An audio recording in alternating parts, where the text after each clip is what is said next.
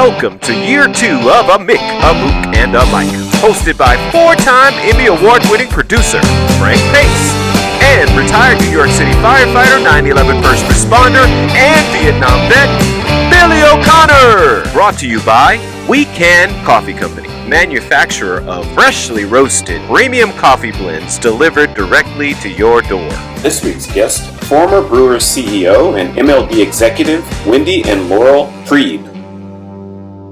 My brother Frank, how are you today, pal? You looking good? Well, I'm looking as good as I can. Hey, look, you're vertical. You didn't read your name in the obits. Yep. You shaved. That's the deal. Yeah. Speaking of obits. What the fuck is Andrew Cuomo doing? I know. What he's a real Egypt, isn't he? In Ireland, they call him an Egypt. What do they call him in Italy for Egypt? Oh, Mook.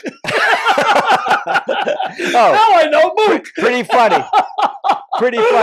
But speaking of a real Mook, why don't you put, Derek, why don't you put Andrew Cuomo's photo up? I mean, what is it with this guy? I don't get any of these politicians with the can't keep it in their pants deal. But you know what? Listen to me. I mean, there's so many allegations against this guy. You know, there's no smoke without fire. I get it. The guy's probably guilty as hell. They all are. But they say power's the what was it? Kissinger said that, right? Power's the ultimate aphrodisiac. Probably. I mean, I get it, but I don't get it. Like some of the allegations, like he rubbed her back, he patted her on the spine. I mean, some of those are innocent. But you know, he ran his hand up my breast. You know, both breasts. If it was you, I could see it.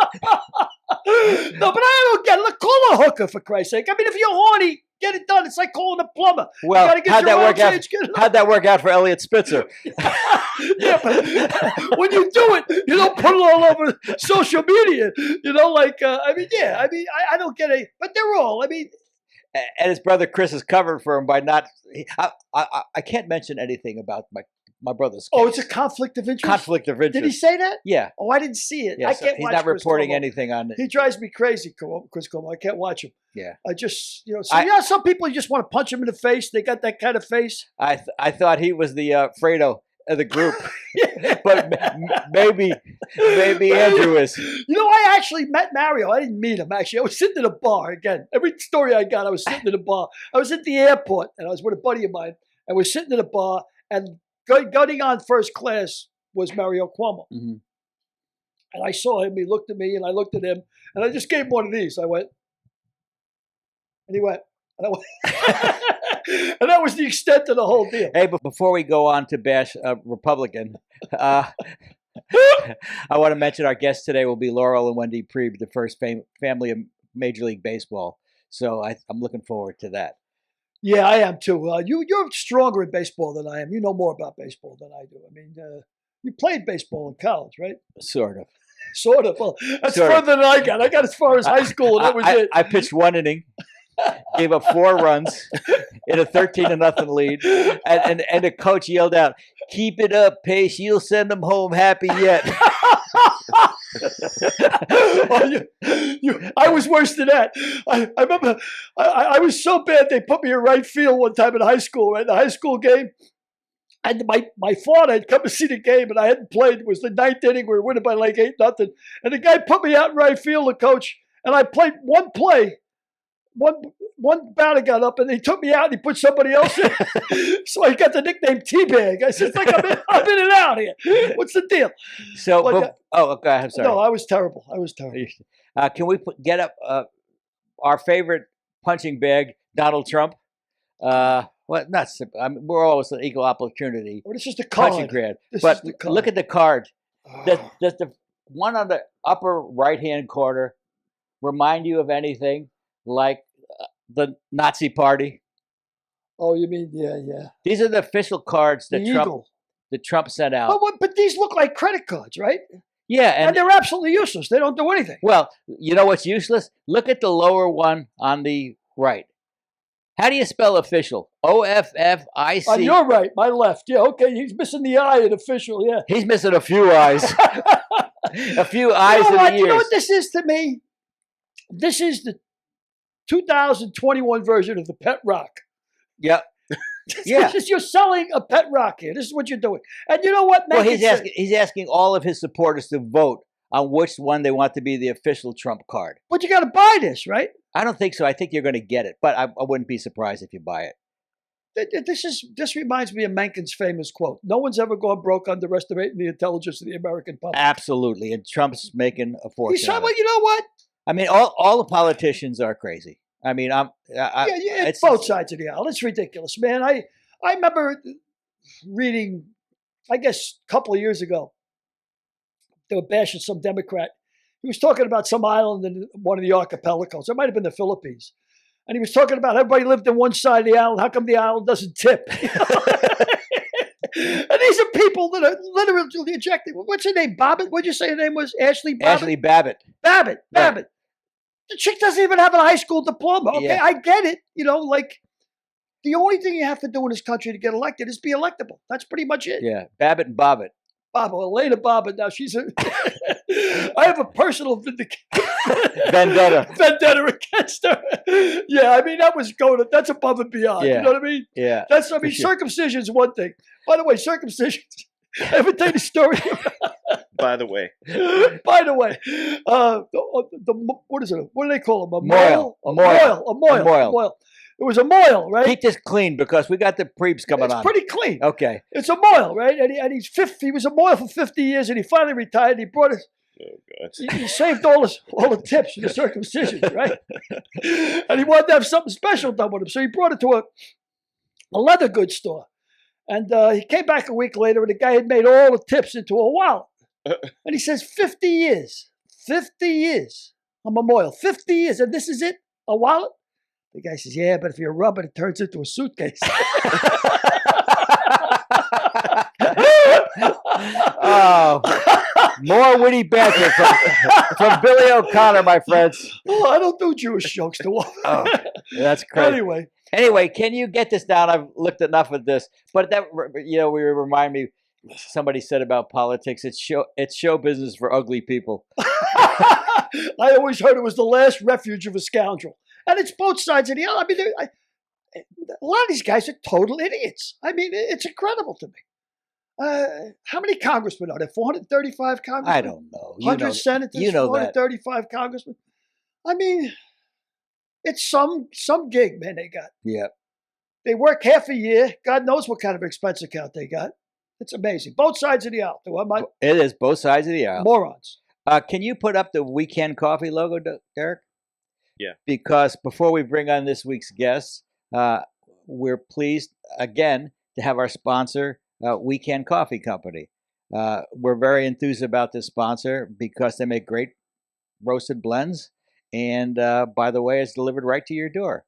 So I'll tell you what I like about them, Frank. They every 10 bags of coffee, they donate a bag to a first responder or to a military family, which is kind of cool for me, being, Vietnam vet and a first responder myself. I think that's really nice to give something back, and they do. So. Well, they're going to be giving a lot of coffee away on September 8th when we have Richie Pizzolatto on.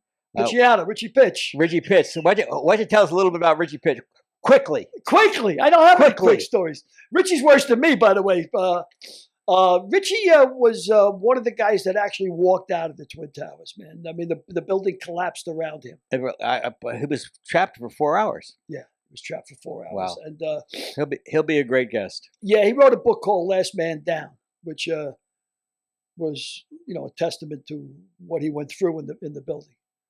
But battalion chief, good guy, known him for a while. But I'll tell you, we were on a sailboat trip, and this guy says, "This guy Picciano." Here he goes. Here he goes. Story. This guy Picciano. He said, "I know him for 30 years." He goes, "I never got a word out of him." He says, "Ever since 9/11," he goes, "He hasn't shut up." I got a good T-shirt idea. Quick story with your face on it. Yeah, quick story. I was sitting in a bar. Well, we're gonna have that'll be a great weekend. That'll be a great weekend to reminisce for you, and it'll be a great week for Weekend Coffee to donate some coffee to first responders. It's always a tough day for us. Always a tough day for us. 9/11. It's always a hard day. So with that, can we bring on Laurel and Wendy, Derek? Yeah, we got them on. Great. Yes, we got them on. So can we see them? Hey, there they are. Laurel and Wendy, how are you? Good. Good. Very well. Great. Very well. Good to see you guys. Good to see you. We're so glad to have you. And Wendy, if you could lean back, we can see your whole face. Oh no. We'll just have to yeah, there you go. That's good. That's better. Okay. So before we start, I want to ask you guys, what the hell's in the water in Milwaukee? The Brewers got a 7-game lead. The Bucks won the World Championship. The Pack looks like they got a real run at the title this year. Can you guys clue us in on what's going on in Milwaukee? Secret sauce, Milwaukee. I don't know if it's the water or the beer. I heard they like their beer in Milwaukee. It's quite a beer town. Blue collar town all the way, from what I understand. Absolutely. Wow, that's great. Great. So why don't you tell us how you guys got together? Wendy, go ahead. Okay, our stories, we both tell the story almost the same. So back in 1983 and 84, I was working in the Commissioner of Baseball's office in an executive training program. And as you know, Frank, Laurel was the All-Star Game coordinator for the Minnesota Twins game in 1985. And so Laurel was on what he calls, I think, a fact-finding mission and meeting with Don Marr and others within the commissioner's office. And a mutual friend of ours introduced us, and that was when we met. But we very loosely stayed in touch. I left the commissioner's office in 1985. Was the Commissioner Peter Uberoth at that time? Yeah, I was actually there, very interestingly, in the transition. So I was hired under Bowie and worked as a trainee for a brief period, and then Peter came on as commissioner. And then I left New York in the commissioner's office in 1985 and went to law school. And Laurel, of course, became traveling secretary for the Twins after. And we loosely stayed in touch then when he would come to Milwaukee or otherwise. And I'll fast forward to say that we started dating in 1988, dated for a couple of years, always long distance. We never lived in the same city until we got married. And I tell everybody, I could be on my best behavior for long weekends, for brief periods, and I really attribute the fact that Laurel married me to the fact that he never had to see me over a more sustained period. So what changes in your story, Laurel? No, I'll go with what Wendy said because I've learned never to cross her and to change any of her version. So it was really an exciting thing as Wendy and I grew closer just with the long distance dating. And it was after a game in May of 1990, I just happened to go in for a weekend. By that time, I was involved in the business of the Twins, not as traveling secretary. And it just struck me to say, what about us getting married and whatnot? And so, surprisingly to me, she said yes, and the rest is history. I do feel badly, though, that I look back and I never asked Wendy's dad if it was okay. And I suppose I've always felt guilty about that, but hopefully over 30 years he's forgiven me. And Wendy's dad is Bud Selig, the former commissioner of baseball, of course. When the mutual friend introduced you, did he suspect there might be chemistry between you, or was it totally serendipitous? No, it really was just, baseball is such really a small community, big business, but a small community. And, I was obviously young and just getting going. And this friend was, I think just introducing me to as many people as they could. And so, no, it was not like a setup or anything like that. So Laura's background is the Twins, the Brewers, and the Major League Baseball. Wendy, of course, was the first CEO of the Milwaukee Brewers, first female CEO in baseball, correct? Correct. Why don't you both tell us what your most memorable moments are in baseball? Laurel, you go first. Well, joining the Twins was, listen, the Twins were the team I grew up with. And you grew up in North from North Dakota? South Dakota. South Dakota, So same it's thing. a common mistake. People often say North Dakota, but it's South Dakota. And so I grew up just loving the Twins, and for the opportunity to join that club at the time as an intern in public relations was really a thrill. And tying into your client, Mr. Carew, certainly from the time he joined the Twins in 1967, I was a big Rod Carew fan. And as luck would have it, I joined the Twins during his biggest year in 1977 when he was MVP and hit 388 and whatnot. And so that was a first big thrill. And as Wendy mentioned, we met as I was coordinator for the All-Star game. That was a big opportunity and a big thrill to be involved with Peter Ueberroth's first All-Star game. Coming to the Brewers, Miller Park, the construction of Miller Park was so very, very big. And being involved in that, all the politics of it and whatnot was, although painful at the time, so gratifying when it was finished.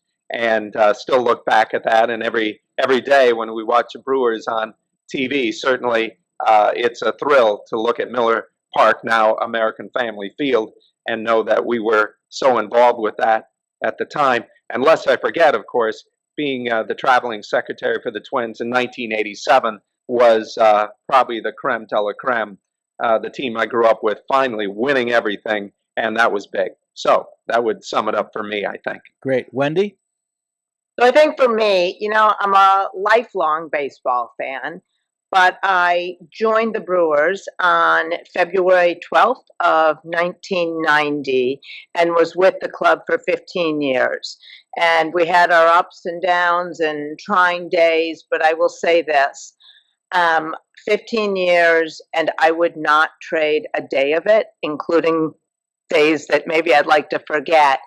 So when I look at that, and Laurel alluded to the opening of Miller Park, of course, American Family Field now, but Miller Park then, in April of 2001, it really was the culmination of a 10-year mission to build a new ballpark for our team and our community. And I hope that I never have taken for granted how special that day was. We had the then President of the United States, George Bush, and Laura Bush there as guests. And it was just an absolutely emotional and thrilling moment. And to look at all the success that has happened for the Brewers since that day, nothing for me will ever probably supersede that opening of the ballpark. Wow. Wow. I don't know if you can see the shirt that I got on, but in homage to both of your experiences with the Brewers, I wore this shirt. Frank, not only could we see it, I noticed it before you even said anything. Good. I'm figuring, Good choice. I thought you wore that shirt every day. Well, I do, but don't say anything. So, where would you fit in? Your family is very close with Hank Aaron.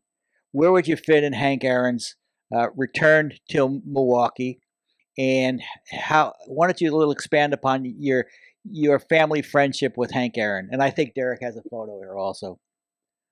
Great. So, absolutely. How fortunate are we on a personal level to be able to count Henry Aaron as a close friend.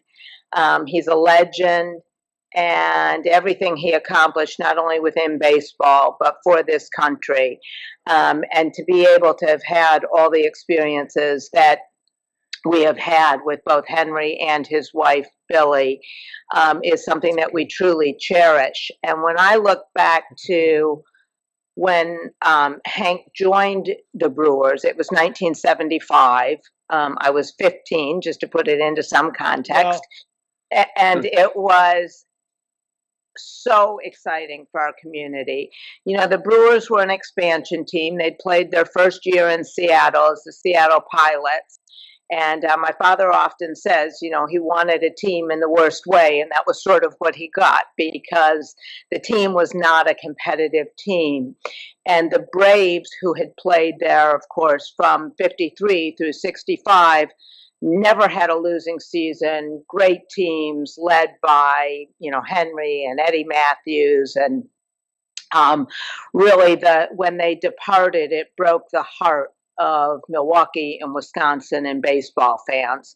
And so when Henry came to Milwaukee in 1975, it brought an excitement, an electricity, and I'm going to say credibility that really took the Brewers to another level.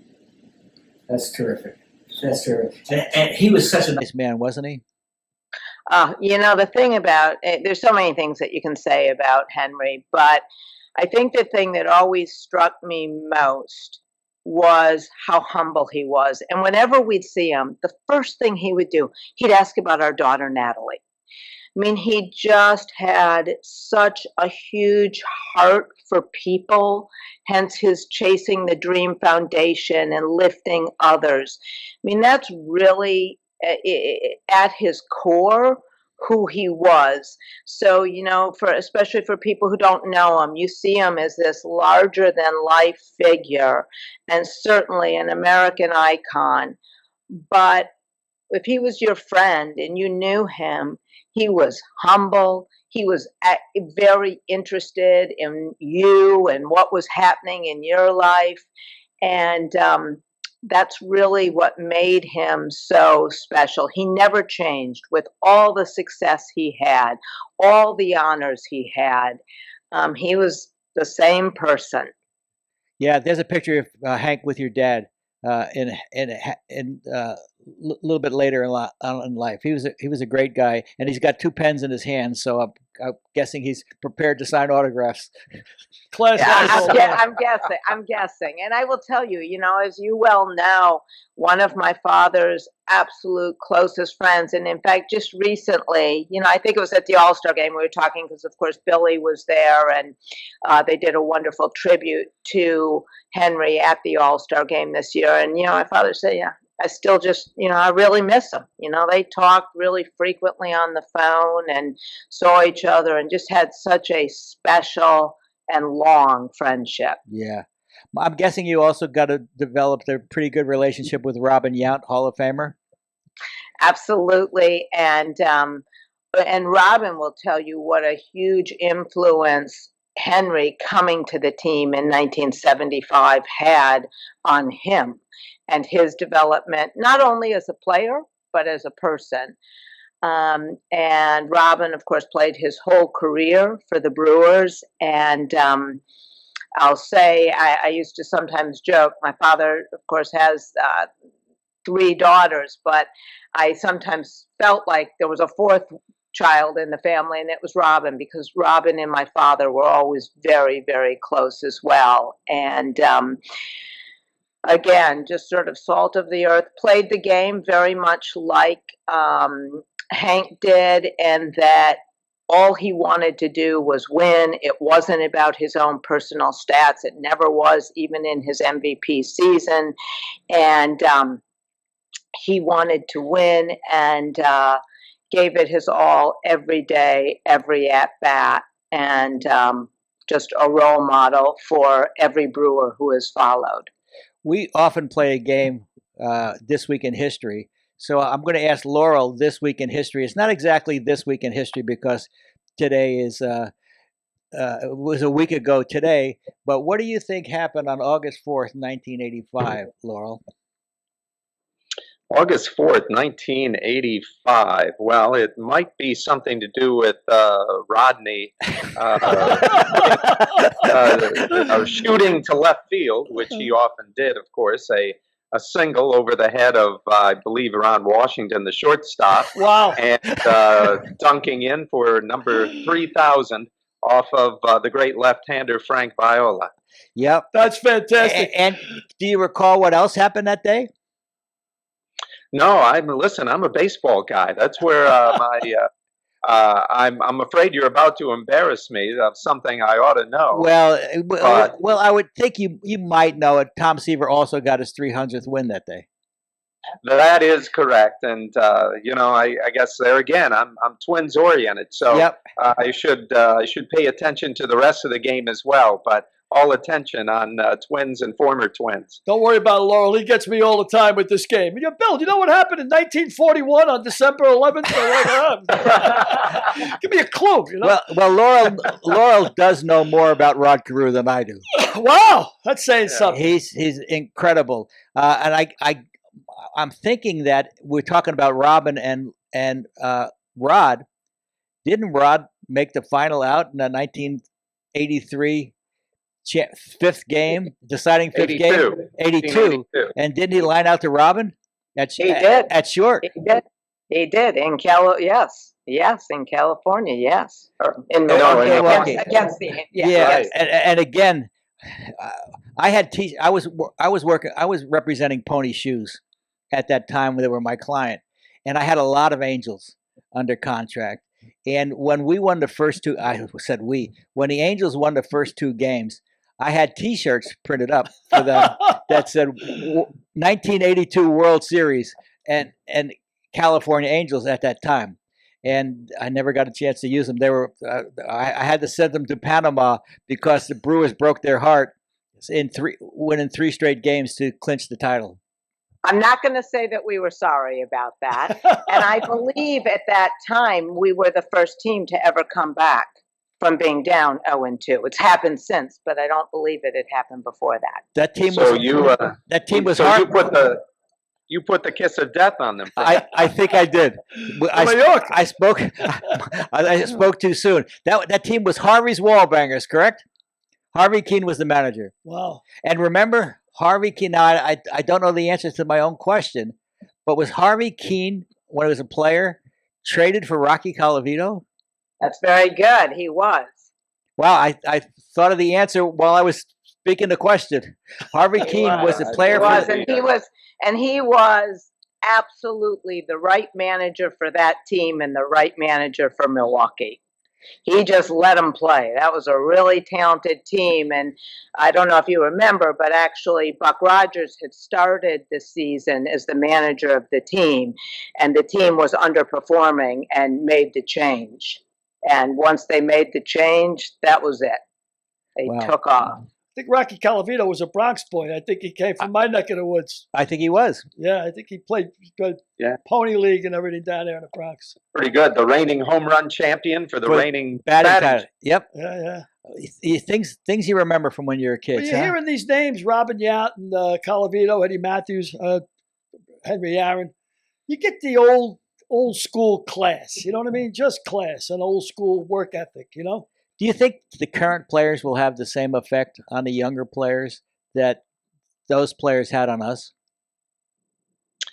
I'm going to go first, and I'm going to say yes. I think the difference is we were young then. I think, you look at the influence, watch kids in ballparks, watch kids as they interact and engage in the game in ways different than we did. No question about that.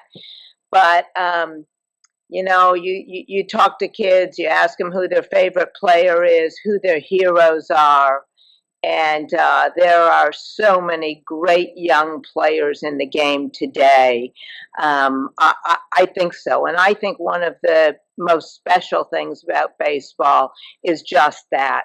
The way it unites a community, the way it links generations, right? I became a fan because baseball was a big part of my family. In my case, people talk about the first time they went to a game. I don't remember. I was young. I don't remember not going to baseball games is really my answer. And so I do. I don't know, Laurel. What do you think? I would agree with that. I think that certainly, as we all deal with the issue of when you get older, what's it feel like? And I think there's always a tendency to think what was good back in your day is the way it ought to be, because that's the way it was. And I think that's kind of a universal feeling, but the ability to stay contemporary, to really see things in in the day that you're living in is also important. And I would agree with Wen that I think that it's, although the trappings around kids growing up has certainly changed with online media and whatnot, but still, when they see those guys out on the field, on the green grass, and doing the amazing things they can do, there is a something that clicks in that will always encourage kids to want to be like those guys. You know, you mentioned green grass. I don't think I've ever seen greener grass than the first time I was a kid that I walked through the stadium and I saw the green grass at Yankee Stadium. Yeah. I had never seen a color that bright, that vibrant. It was just. Do you remember the date? Do you remember the date, Frank? I do not remember the date. I remember I was probably 8 years old. I remember going to the Polo Grounds once when I was fortunate enough to, well, the Giants were still playing, and it got rained out. And I remember Alvin Dark hit 2 home runs in that game, and it got rained out in the 4th inning, so those 2 home runs didn't count. And I kept saying to my dad, "Can we go back? Can we go back? The sun's out now." But the game had already been canceled. But that's, you know. I agree with Laurel. I think when you look back, when you're young, everything was better when you were younger, in your own mind. And you always remember the good times, Even when I was in Vietnam, I was always saying to myself, geez, I wish I was back in the neighborhood. I didn't think about the times I was hanging around. You always think about the good times, but things change. And, we change with it, And I'm sure that I was going somewhere with this. I have no idea where I am. You'll have to excuse that.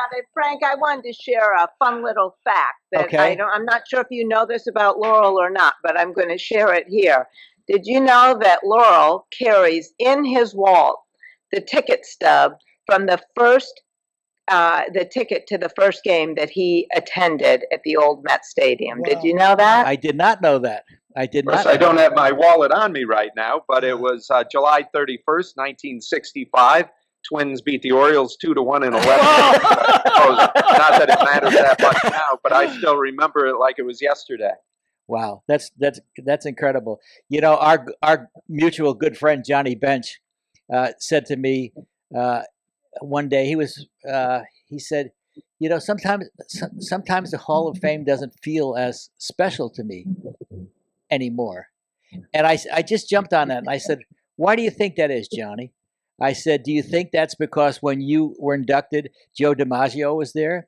You think because when you were inducted, Charlie Gehringer was there? You think because when you were inducted, Warren Spahn was there? All of those old great players. Now you go, you don't see those great players anymore. You don't realize that you're the great player. Rod's the great player. Willie's the great player. All sorts of great players are there. And because of that, and then Johnny said, you know what? I never thought of that. But, baseball continues to evolve. That's a really good perspective, Frank. I would agree with that. Applies to a lot in our lives, of course. But to put it in that context for Hall of Famers, I think is pretty insightful. Yep.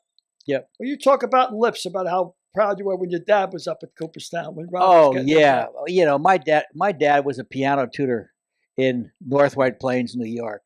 And when Rod was inducted in '91, my dad was like a kid in a candy store running around at the Otisaka Hotel because, he had never, we would go to one baseball game a year.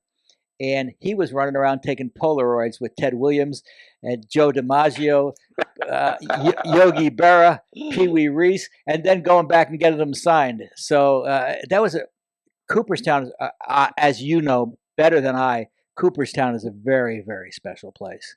And you're so right, Frank. And I think it's one of those places, I guess none of us know if there is a baseball heaven and what it would be like. But I almost feel like when I'm in Cooperstown, we've been lucky enough to go for some of the ceremonies. And you just look around, right? You turn around and it's one Hall of Famer after another. And it's such a special experience. Everything about Cooperstown, certainly starting with the museum, and if you're fortunate enough to be there for the induction ceremonies, but the whole town. You referenced the Otis Saga, the fabulous, old resort, and you just sit and they have the famous white rocking chairs on the balcony, and you sit, and sometimes I'll think to myself, gosh, Joe DiMaggio probably sat in the same chair that I'm rocking in right now. And it's such a special place. It is indeed. It is indeed. Billy, you got a couple questions? Well, Wendy mentioned before about how Hank Aaron's very philanthropic. She's got quite a few philanthropic ventures yourself that you should be really proud of.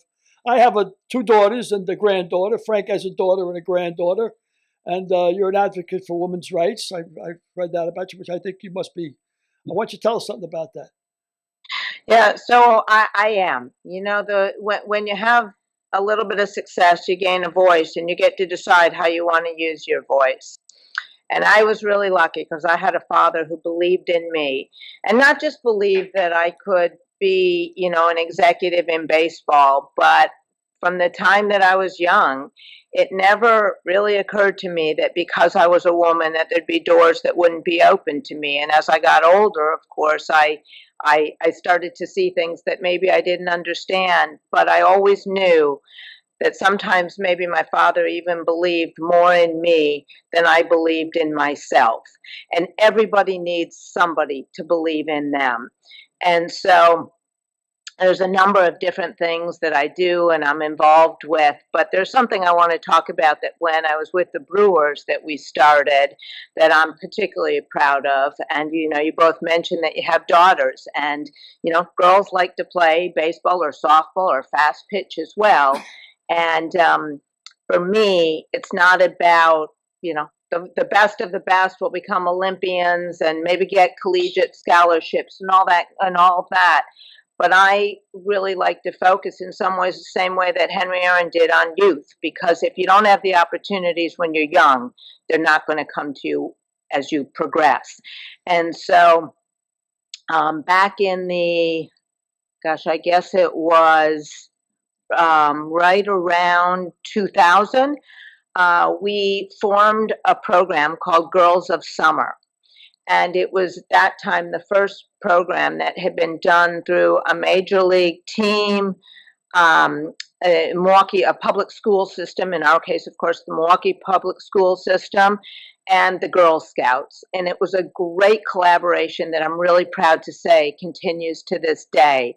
And I remember we had the girls come out before that were selected to participate in this program. It was about a 6-week program. And it was not only to play, but also life skills. And so they came out and we introduced them and they lined up. And I walked down to shake each of their hands and say hello. Not a one of them, they didn't even pick their heads up and look me in the eye, right? They were just painfully shy, very overwhelmed. 6 weeks later, we had them come back and recognize them. And these girls that were so shy that couldn't look me in the eye, now it's right before the pregame's going to start. And they're all saying to me, "Oh, we're so excited to be on this field. Can we?" Wow, isn't that great? Wow, that's terrific. You just made me a believer in this program because that's what it was all about. And so it was experiences like that that really made me say, if you just impact one person, a few people, you have the ability to really do something. And all of us know what our passions are and where we can do that. And so you happen to hit mine. So mine is whether it's youth, whether it's other, I'm excited about every time a barrier is broken. I'm excited.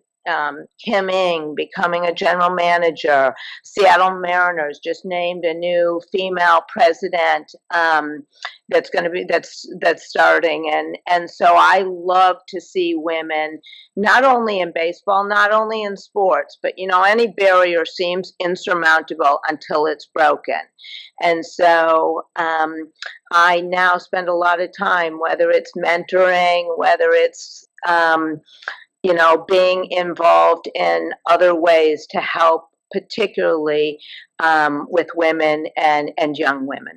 Well, you blazed the trail, that's for sure. That's for sure. Yeah.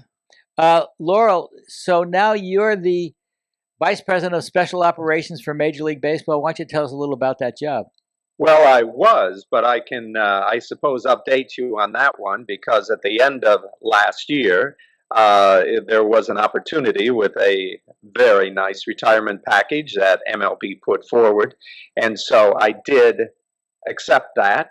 And so I'm looking for my next assignment and waiting for you to call, Frank, should there be some assistant type role, and whether it be driving you or whatever the case may be. I am waiting for that phone call. Hasn't come yet. I thought maybe this was a prelude to that.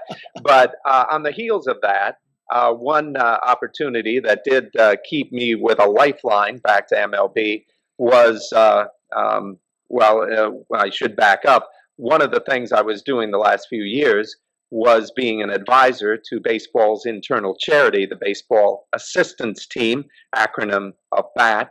And once I left, BAT was in touch asking me if I would be okay with joining the board of directors for BAT, which I gladly accepted. A terrific cause, certainly been around since it began under Peter Uberoth's administration. And we are in the business of really helping those in the baseball family with short-term help, giving out grants to people who have fallen down and need help getting back up, and whether that be former big league players, former minor league players, front office, scouts, going way back. We've helped Negro league players and their wives or widows, gals in the All-American Girls Professional League. So it's been a very overreaching organization that has helped a lot of different folks and continues to in a big way. So it's great to be continuing to be part of that. But putting that aside, I still think I could fit in time to assist you, Frank, in any way you need. I only haven't called because of COVID-related problems. Well, Frank, as soon as you have that opportunity, I'm encouraging you. Wendy needs me out of the place, so Yeah. let me know. So BAT was started by Joe Garagiola, correct?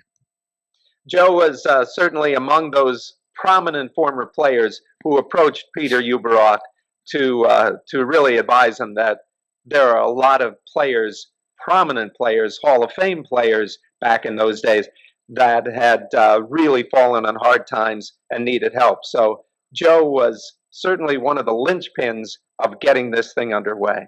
Yeah, because a lot of those players, unlike today when everybody signs for boatloads of money and everybody plays for boatloads of money, the majority of players, 95%, don't make that much. I mean, now they're making a major league minimum, which is terrific. But you know, when Rod started in 1967, he made $9,000. He was Rookie of the Year, and then he got a raise to $10,000. So salaries were not what they were until Kurt Flood, maybe? Yeah, Kurt Flood opened the doors to free agency. And then they started making a little bit more money. But some of those guys are really down in their luck, and I certainly honor you and value the work you did. And now Joe Garagiola's Jr. sort of overseeing that, isn't he, for Major League Baseball? No, Joe is with the Diamondbacks and has a role there. But here in New York, we have a terrific executive director. His name is Eric Nielsen. And I advised Eric and his staff under the auspices of the commissioner's office. And yet BAT is somewhat of its own separate entity, right, even though we have the ties to MLB. And then a terrific board of directors, including a number of former players, including guys like Sam McDowell, Steve Garvey, really people like that, Randy Wynn, really a wonderful guy. And we have about 18 members on the board. Adam Jones is on the board, even though he's still playing in Japan right now. So it's kind of we try to really diversify the board more and more and really get all aspects of the baseball family represented. I'm telling you something now that I probably never told you before. But in 2001, you did a great service for me and Rod. Rod was with the Brewers, and we were going to go to Cooperstown from Milwaukee. So I flew into Milwaukee. We were going to pick him up. We were going to fly from Milwaukee to Chicago, Chicago to Syracuse, and drive the rest of the way. And it would probably have been a 10-hour trip. Laurel and Wendy said, "Why don't you go with my dad?" So, and Rod said, "No, I don't want to ask Bud for any favors. He would probably say yes, but I don't want to impose on him." And I said, "Well," I said to you both, "that's not the end of the story. Let me work on him." And after a little bit of time, I said, "Do you want to make a 10-hour trip? Do you want to go fly from Milwaukee to Chicago, Chicago to Syracuse, and then drive for an hour and a half?" "No, sir." So he said, "Okay." And we had the most delightful trip, 2-hour trip to Cooperstown in the commissioner's private plane. Wow. We talked to the commissioner, and that's where I laid the groundwork for Rod to become a consultant with Major League Baseball. So thank you both for that. Yeah, things happen for a reason. Yes, they do. How's Bud now? How is he? He's great. In fact, he just had a birthday at the end of July, turned 87, and he is doing well. He, of course, still watches many, many baseball games every day. And in addition, he, in his post-commissioner life, has really devoted himself to teaching. And so he teaches a class at the University of Wisconsin in Madison, and he also teaches a class at ASU, and he does some lecturing. Marquette has a sports law program, and he loves doing it. As you know him. He has great stories, but he's also a great storyteller. And his class focuses on baseball from 1945 through the present, and it deals with everything from the economics of the game, labor relations, and probably the thing that he's most passionate about, which is the social impact that this game has had on our country and now worldwide. And as you know, my father believes very strongly in the social responsibility that goes along with the leadership of this game. So he loves teaching that class. He loves being engaged with the students. And I've actually had a chance. Ironically, I was flying from Phoenix to New York, I guess, one day. A young woman came up to me. She recognized me and she said, "I just have to introduce you. I'm in your, I know who you are, and I'm in your father's class at ASU." And she told me how much she loves the class and how special it is for the students. So that's been really a wonderful thing. And I think it keeps my father engaged, and I am sure that those students keep him on his toes. When he's still in Milwaukee, does he still go for his 2 hot dog lunch? Only one hot dog. But a hot dog and a Diet Coke. That has not changed. He's there 6, usually 7 days a week still. So the name of the drive, crowd, for I those hope. wondering, is Gillies. It's Gillies. Yes. Gillies, and it's going strong. If you get to Milwaukee, we highly recommend it, and recommend the hot dogs. And if you want to really splurge, they have the best frozen custard of anywhere. That's great. 6 days a week. It's fantastic. It's incredible. It's incredible. Billy, you have any questions? Other questions? No, not really. I sort of want to ask Lowell, when he was vice president of corporate affairs, was that more of a brick and mortar job, or more of a P&R job, or? It was somewhat of a combination. I suppose you're referring back to my Arizona time? Yeah. Yeah.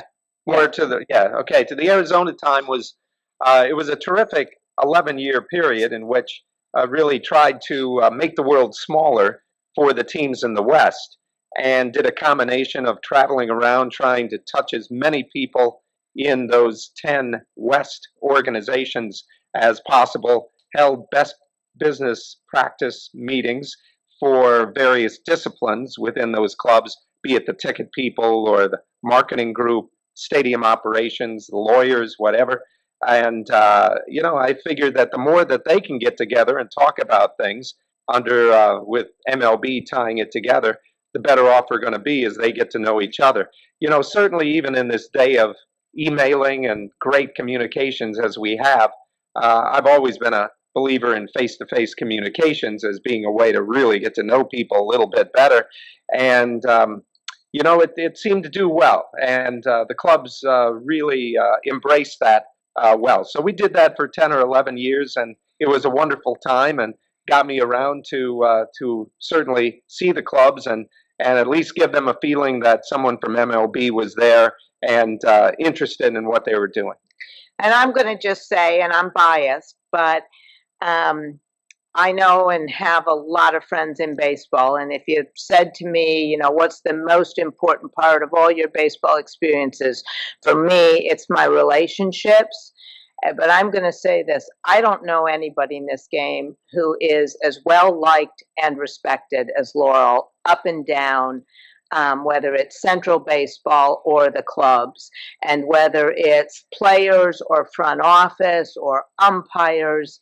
I am so proud of what he was able to do in that position. And I still have people who come up and talk to me about how they look forward to his visits and what they did. And so I think baseball was lucky to have him in that role too. Yes, they were lucky. And I'm going to tell you one thing.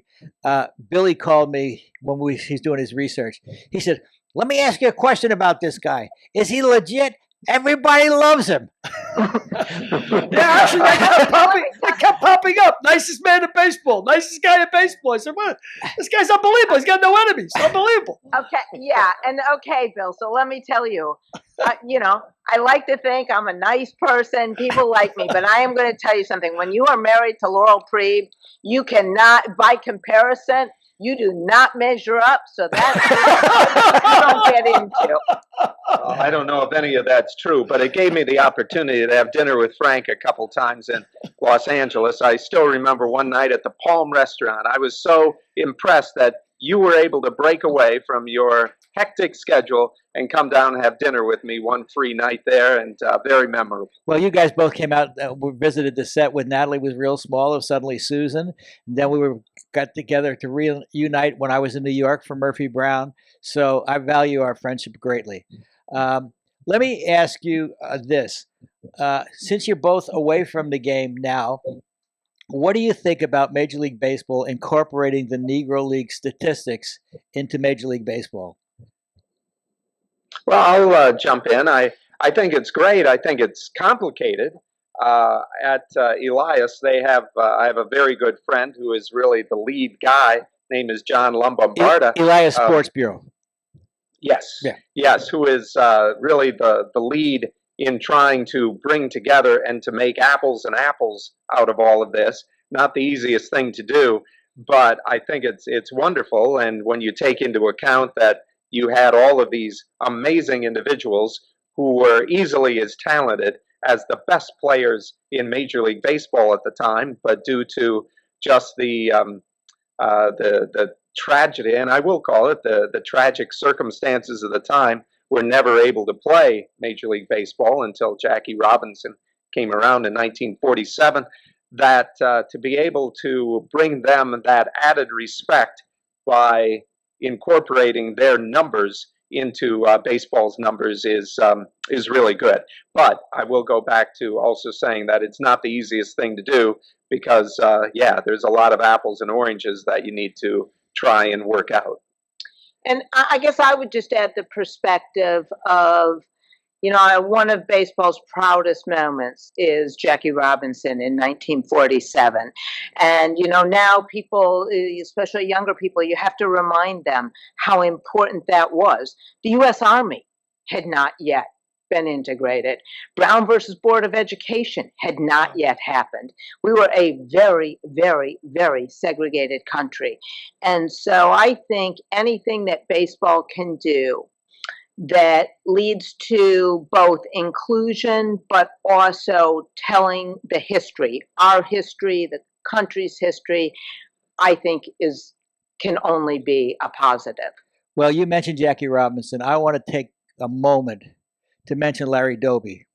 because Larry Doby was the second guy, and he was the first player in the American League, and he did the same thing Jackie Robinson did only 2 months later, and Larry Doby is almost forgotten in the history of baseball now, and I really think that baseball should retire Larry Doby's number because they should give him. I mean, Buzz Aldrin was the second man on the moon. Larry Doby was the second man in baseball, and he integrated baseball and he integrated the American League. I think, if Jackie Robinson's number is retired, Larry Doby should be also. That's just my point of view. Well, it's a good point of view. I mean, Yeah, it's a fair point of view, and it's also a fair point of view to say that Jackie represented or represents, when we all talk about it, Larry, and you're right, the first Black players who played in our game, right? Because they all encountered the same things in their teams, in their spring training sites, and Larry Doby in particular, who is such a fine person as well. It's important that we don't lose that history. Right. I remember again going back to my Twins roots, and as just having passed away a couple months ago, the great Jim Mudcat Grant, and it made an impression on me. I mean, here I am, 9 years old in 1965 when the Twins win the pennant, lost to the Dodgers 7 games. It still left a scar on me that I haven't quite been able to shake yet. But Mudcat Grant won 21 games that year, and it made such an impression on me. I mean, I grew up with blacks playing the game, of course, right time I became aware of things, but that made an impression when it was noted that Mudcat winning 20 games was the first African American in history, in American League history, to win 20 games. And I said, really? Is that right? Of course, Don Newcomb had done that with the Dodgers for the National League years before, but Mudcat Grant was the first American leaguer, and it really hit me about, well, how could this be? And I guess since then, it certainly goes from there in terms of my acknowledgement of everything that happened. Yeah, and I'm going to guess you might know this because I don't, but how many complete games do you think Mudcat had that year? I'm guessing 15 or 16, something like that. Yeah, probably. He was a workhorse, as all those players were back then. It makes me crazy when I see a pitcher come out now after 6 innings and have one pitcher pitch the 7th, one pitcher pitch the 8th, and one pitcher pitch the 9th. But that's me being 71 years old, I guess, pining for the old days. Right. So we're all dating ourselves a little bit, and I try to stay contemporary, so I do love the way the game's played. But I will say this, like you, I go back to, the Brewers when really got good in the late 70s, early 80s, and I'd look at, whether it was Mike Caldwell or a Don Sutton, and all I know is when it was the 7th inning and they could smell a win, they got tougher in the 8th and 9th. They weren't coming out.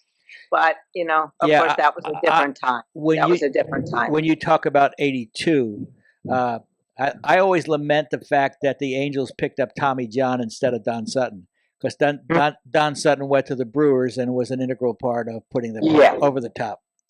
You are right about that. He was a key down the stretch. I got a question for all three of you, because obviously you guys know much more about baseball than I do. But I'm 73 years old. When I was a kid, I remember the biggest guy on the team was always a center fielder batting fourth, in minor leagues. And I'm talking about pony leagues, high school ball. And then it seemed like now the biggest kid is the pitcher. Has it become more of a pitcher's game? Or, do they? I'll let you guys answer that. Yeah, I mean, because does it seem like the kids today, the bigger kid is the guy on the mound that becomes? We got the question. I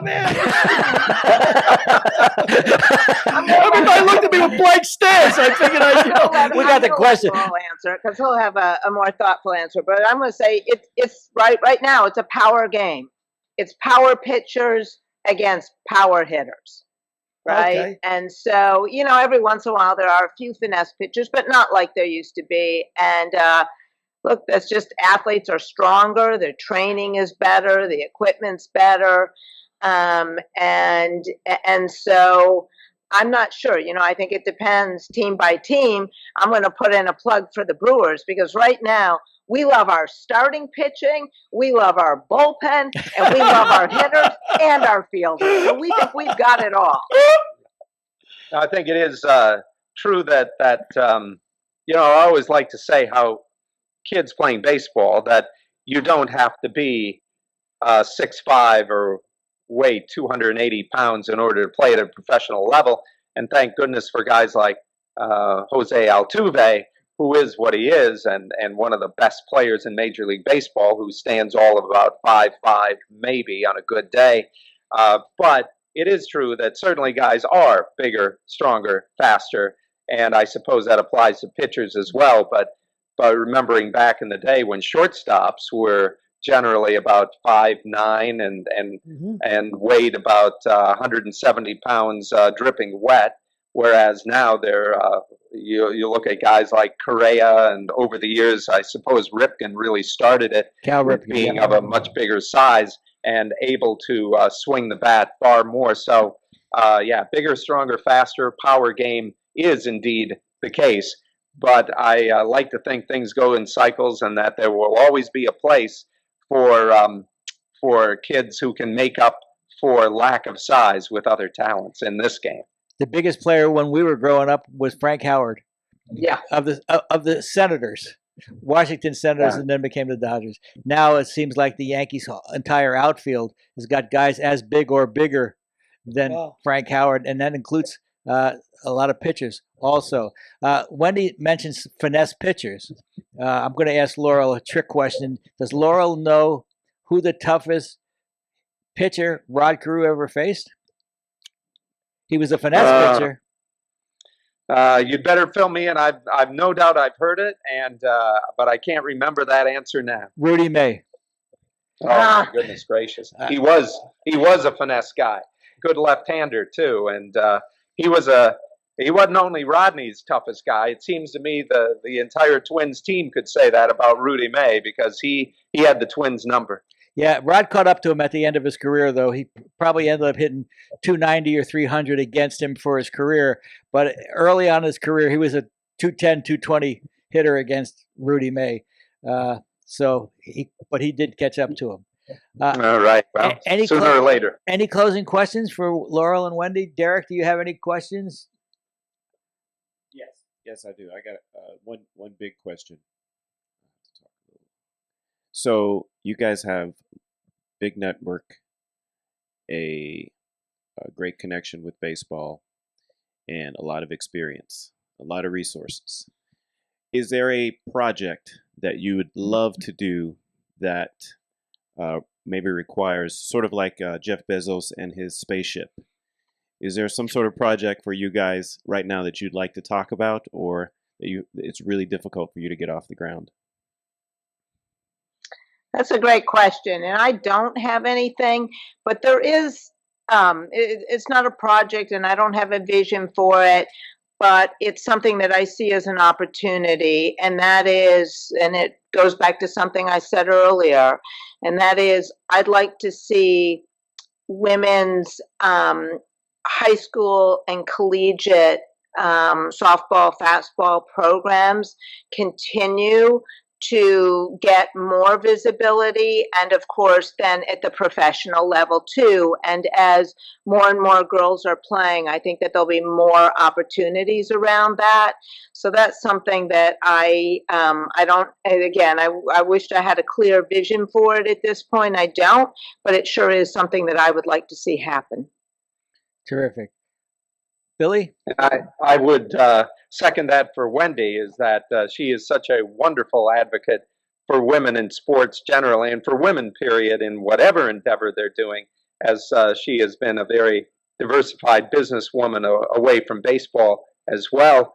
But what she has to offer yet for the game of baseball, I think, is really significant, and I'd love to see that opportunity come forth more for her. Well, I hope you two have an opportunity to write a book about your shared experiences in baseball.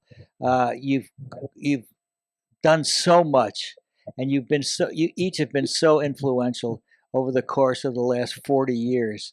I would pay to read that book for sure.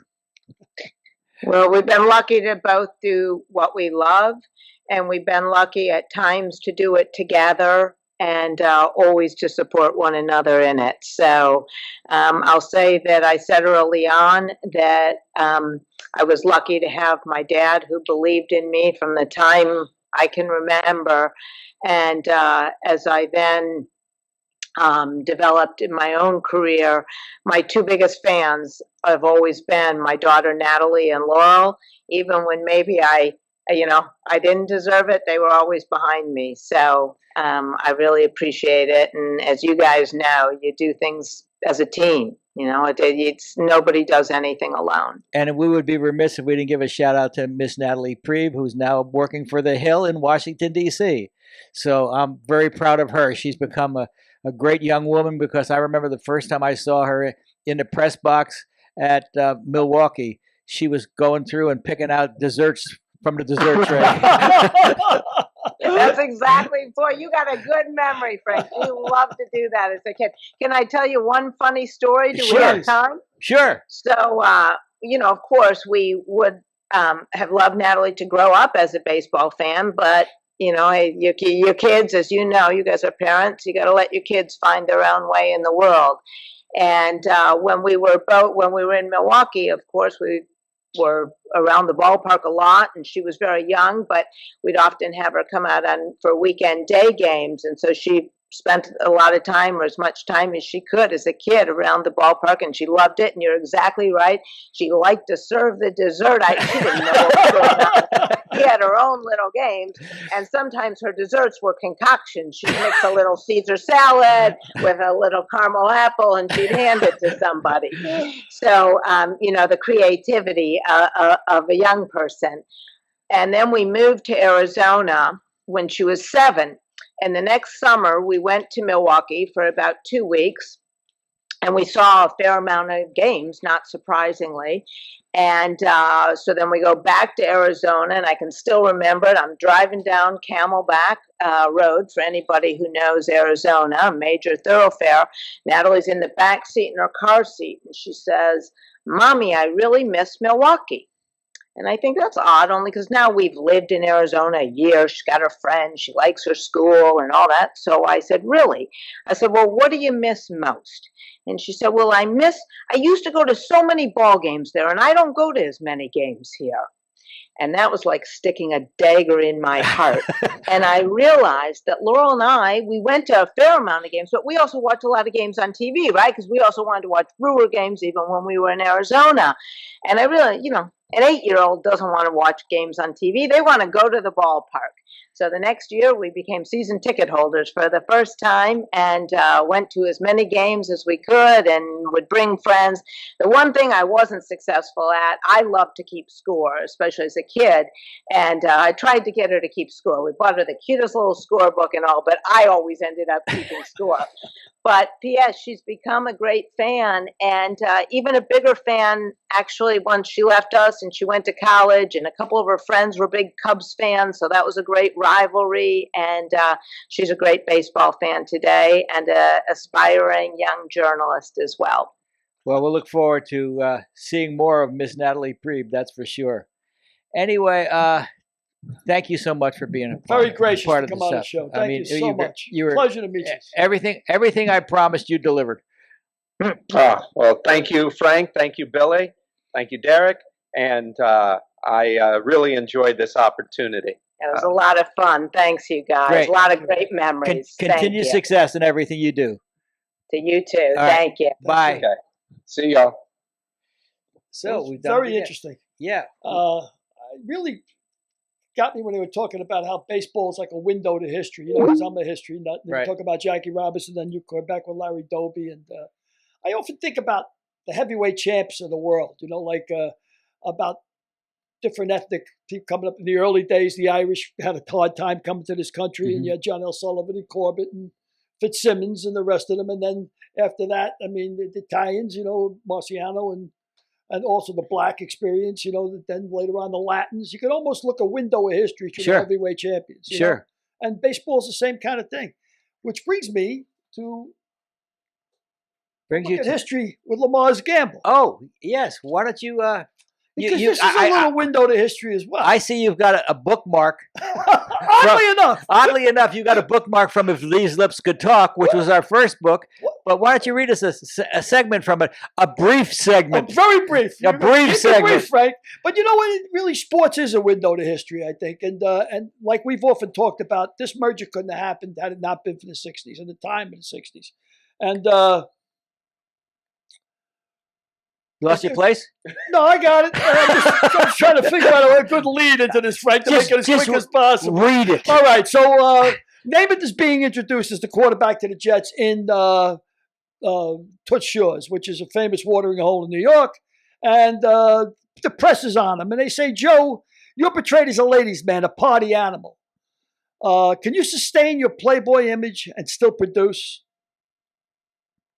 I don't know why you reporters think that's such a big deal. Frankly, I think it's un-American not to have a few drinks and spend a little time with a lady.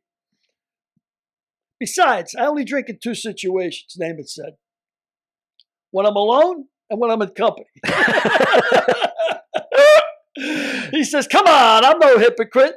I don't hide anything. I like my women blonde and my Johnny Walker red. And that was Namath. So that whole period, that time, was a big influence for the merger. It couldn't have happened if it wasn't for the 60s. And where can we buy that book? You can buy this book on Acclaim, on a Mick, a Mook, and a Mike, a Mook, and a Mike website. A Mick, a Mook, and a Mike.com website. Acclaim. AcclaimPress.com website. Or on Amazon. On Amazon. Or wherever fine books are sold. Yes, and if you buy it on Amazon, leave a review if you like the book. If you and you will. If you don't like the book, nobody likes to blab about it. But you will like the book. It's a fine read, and we're both proud of it. Great. What else we got to do today? I don't know. You already hit Laurel with This Week in History, so you don't got to bury me. I love that. So what do you think happened in 1939, October 18th? Well, let's give another shout out to our sponsor, Weekend Coffee. We can indeed. We can, and we will. We will for sure. And also Be Big Communications that are helping Weekend Coffee do their marketing. And it's good stuff, Frank. It is good stuff. And they can be found at BeBigCommunications.com as well. So thank you, Be Big. Thank you, Weekend Coffee. Thank you, our friends. Thank you, Derek Harris. Thank you, Derek Harris. We'll see you next week with our guest, Mr. Nelson. Uh-huh. Rob Nelson, the creator of Big League Chew. He'll be a fascinating guest. He's going, and Big League Chew is going into the Hall of Fame. I think they're already there. Wow.